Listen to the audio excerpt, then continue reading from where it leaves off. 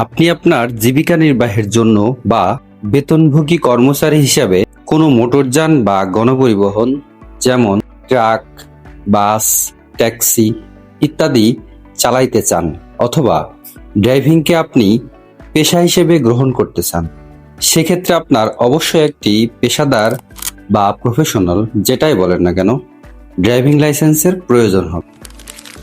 এই পেশাদার driving licence আবার 3 ধরনের হয়ে থাকে: পেশাদার হালকা, পেশাদার মধ্যম, পেশাদার ভারী। পেশাদার হালকা বা লাইট ড্রাইভিং লাইসেন্সের জন্য প্রার্থীর বয়স কমপক্ষে 21 বছর হতে হবে, কোথাও 20 বছরের কথাও বলা আছে।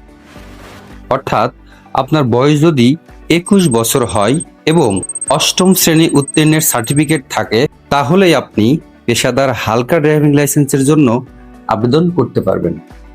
পেশাদার মধ্যম বা মিডিয়াম ড্রাইভিং লাইসেন্সের জন্য পেশাদার হালকা ড্রাইভিং লাইসেন্সের ব্যবহার কমপক্ষে 3 বছর হতে হবে।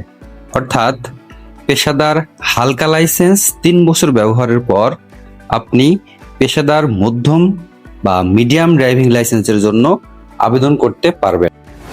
পেশাদার ভারী বা হেভি ড্রাইভিং লাইসেন্সের জন্য পেশাদার মধ্যম ড্রাইভিং লাইসেন্সের ব্যবহার কমপক্ষে 3 বছর হতে হবে। অর্থাৎ পেশাদার মধ্যম ড্রাইভিং লাইসেন্স 3 বছর ব্যবহারের পর আপনি পেশাদার ভারী লাইসেন্স বা হেভি ড্রাইভিং লাইসেন্সের জন্য আবেদন করতে পারবেন।